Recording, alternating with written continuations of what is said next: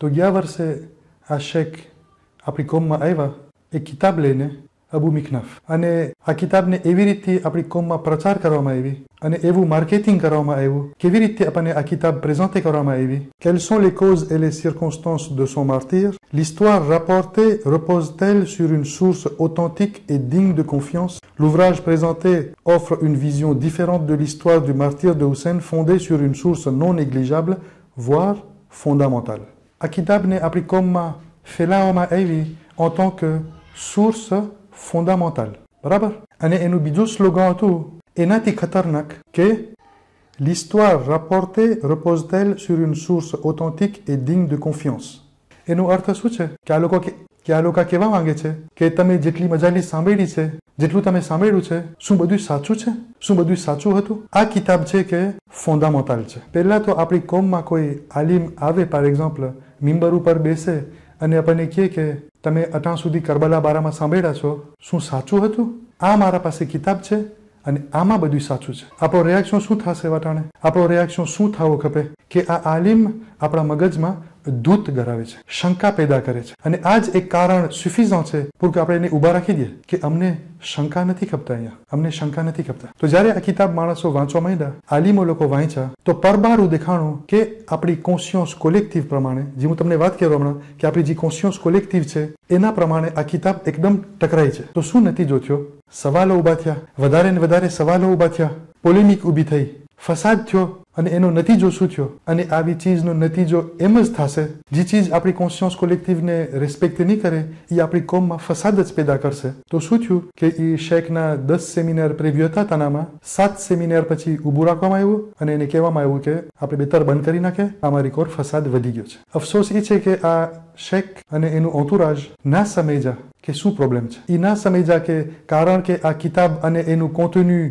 આપણું કોન્શિયન્સ કોલેક્ટિવને અર્થે કરે છે તો આવી કિતાબ નથી લેવાની આપણી કોમમાં. અને ખાસ કરીને આવી રીતે માર્કેટિંગ કરીને, આવી રીતે પ્રચાર કરીને કે માણસોને એમ થાય કે આ હકીકતમાં આ ચોપડીમાં જેટલું લખેલું છે એ બધું સાચું છે અને જેટલું આપણે સાંભળ્યું છે અને આના સાથે ટકરાય છે એ પોસિબલ છે, ખોટું છે. આ નથી કરવાનું. પણ આ શેખ અને એનું ઓન્ટુરાજ ના સમજ્યા અને મને બીક છે કે મહેનત થશે આ લોકોને આ સેમ્પલ ચીજ સમજવું કે જે ગ્રુપ જ્યારે ઇલેક્શન હાર્યા, જ્યારે કહેવામાં આવ્યું એને કે ભાઈ આ ઇલેક્શનમાં રિઝલ્ટ આમ છે, આ ગ્રુપને ઓક્યુપે કરવાનું છે બધું, હવે તમોને નથી કરવાનું. 3 વર્ષ સુધી તમો રેસ્પોન્સાબલ નથી, તમો પ્રેસિડન્ટ નથી, આ ભાઈ પ્રેસિડન્ટ છે.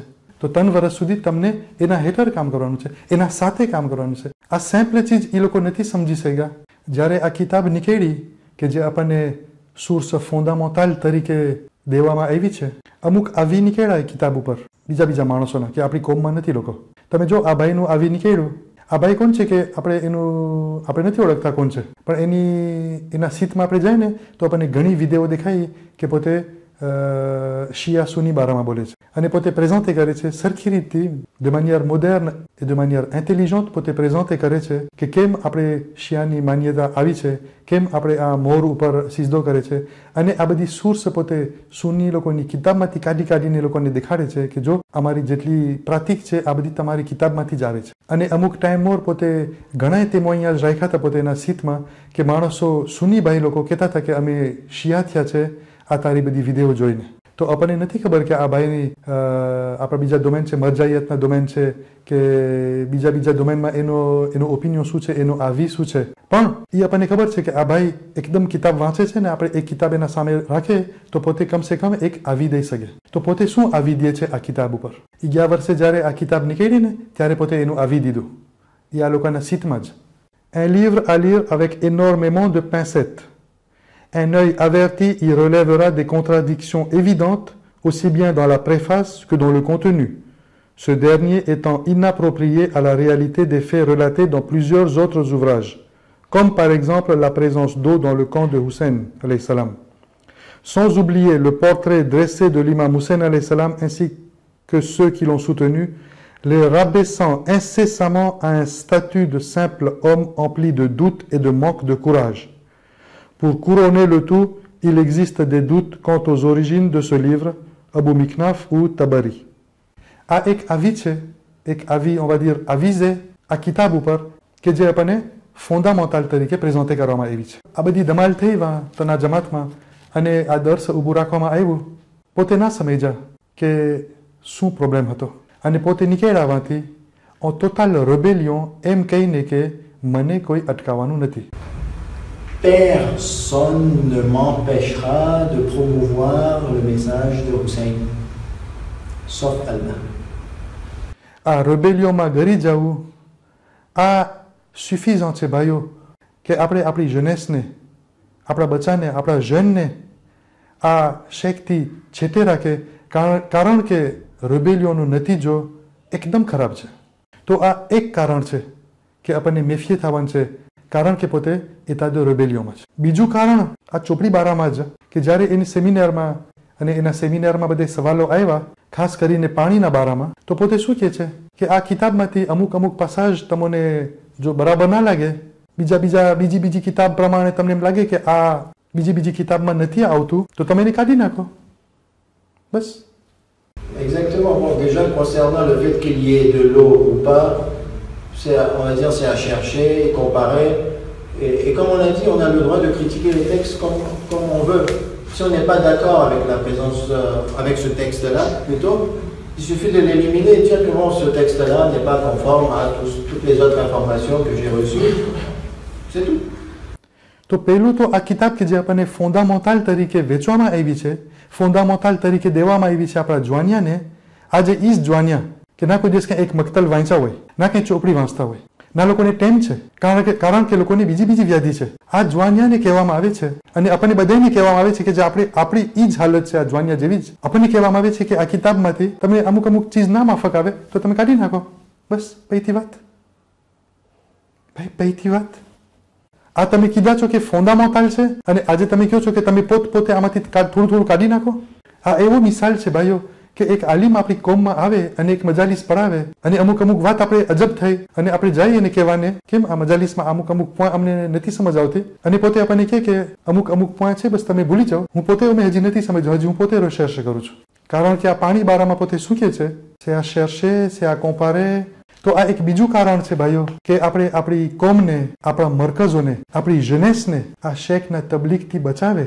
જેટલા જન આ શેખના તબલીગના અંદરમાં ગરશે ને, બધું તો ખરાબ નહીં હોય, પણ જેટલા ગરશે ને, પહેલી સિફત આ લોકોમાં ટ્રાન્સફર થશે, એ છે રેબેલિયો. અને રેબેલિયોની સિફત આપણા જ્વાનિયામાં ગરી ગઈ, એ જ્વાનિયાને નુકસાન પહોંચાડશે, કાંઈ નહીં પહોંચાડે સિવાય નુકસાન, ભલે જેટલું ઇલ્મ હોય પછી.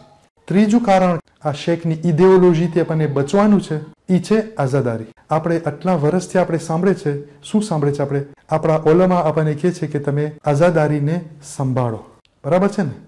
જેટલા આલિમ આવ્યા છે અહીંયા, બધાનો એક જ મેસેજ છે, આઝાદારીને તમે સંભાળો. કેટલો સારો હમણાં એક મેસેજ હતો, તમે બધે જોયા હશો કે જે આલિમ લંડનના આલિમ છે, એ કહે છે કે જ્યારે માતમનો ટાઈમ આવે ને, થઈ શકે છે કે તમને મન ના થતું હોય એ ટાઈમમાં, તમારું દિલ ના લાગતું હોય એમાં, પણ તમે વાંસો ના દો, તમે વાંસો વરીને તમે હાલા ના જાઓ, તમે તમારી જગામાં રહ્યો અને તમે આસ્તે આસ્તે માતમ કરો. આ રીતથી આપણને આ આલિમ આઝાદારી અને માતમની વેલ્યુર દેખાડે છે. આ એક બીજા આલિમ છે, તમે જો એનો એક્સરે કે પોતે એનું પબ્લિક એ જન પબ્લિક છે, એની બધી વિડીયો ફેસબુકમાં હોય છે, ઈરાની આલિમ છે. એ કહે છે એના પબ્લિકને, તમે જો કે રસ્તામાં આઝાદારી થતી હોય છે, માણસો નીકળ્યા છે, તમે જાઓ, તમે સાથે સામેલ થઈ જાઓ, તમે સાથે માતમ કરો, તમે નવહા પડાતા હોય એ નવહામાં તમે જવાબ દો, ઊંચા સાદે તમે જવાબ દો. એ આઝાદારીને પ્રોટેજે કરવા માટે, તાકે એ આઝાદારીમાં માણસોનું દિલ લાગી જાય. પોતે આયતુલ્લા બુરુજર્દીનું પોતે વાક્યો કહે છે કે જે પોતે જુલુસમાં સામેલ થયા, આઝાદારના પગલાના નીચે જે ફાંસી હતી, ફાંસી પોતે રામાસે કરી અને એને શિફા મેલી. આ રીતથી આલિમો લોકોના પબ્લિકને આઝાદારીમાં દિલ લગાડે છે. જ્યારે આ શેખને એના સેમિનારમાં પૂછવામાં આવ્યું કે તમારી નજરમાં આઝાદારી એટલે શું, તો પોતે કહે છે કે આઝાદારી એટલે અલમ ને માતમ ને જુલુસ ને વગેરે વગેરે. નોર્મલ જવાબ.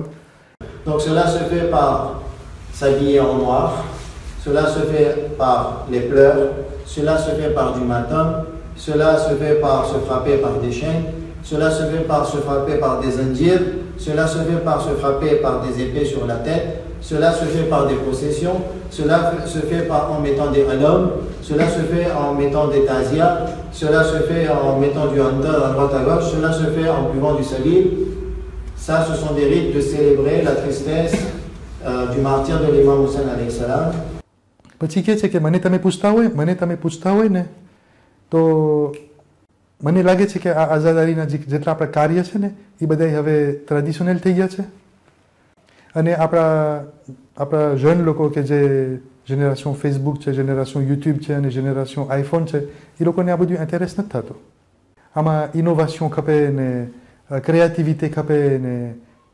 Mon avis est qu'il faudrait innover avec des productions artistiques nouvelles, en utilisant de nouvelles technologies, en s'appuyant sur des sources sûres pour attirer les sentiments des gens.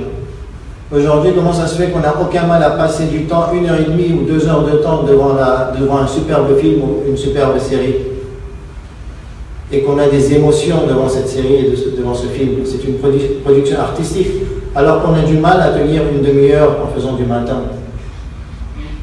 માતમ અને ફિલ્મને કમ્પેર કરું, આ બેને એક પ્લાનમાં રાખું અને આ માતમને આવી રીતે આમ ટુકરાવી દેવું, આ એક ત્રીજો કારણ છે કે આપણે આ શેખની ઇડિયોલોજીથી છેટેરીએ. કારણ કે જ્યારે લોકો અહીંયા હોય છે, માની લે કે લોકોને માતમ નથી ઇન્ટરેસ્ટ થતું, પણ જ્યારે આપણા જુલુસો નીકળે છે ને, કે જે જુલુસ એટલું ઇમ્પોર્ટન્ટ છે કે જેમાં મુજતહિદને શિફા મળતી હોય, એની વેલ્યુ કેટલી હશે એ જુલુસની, આ જુલુસમાં આ લોકો સામેલ નથી થતા. શું મેસેજ દે છે આ શેખ અને એનું ઓન્ટુરાજ આપણી કોમને અને આપણી જનેસને? આ જુલુસની કાંઈ અહેમિયત નથી. તો આ એક ત્રીજું કારણ છે કે આપણે આ ઇડિયોલોજીથી આપણે બચી જાય, પ્રોટેજે કરે આપણા છોકરાને.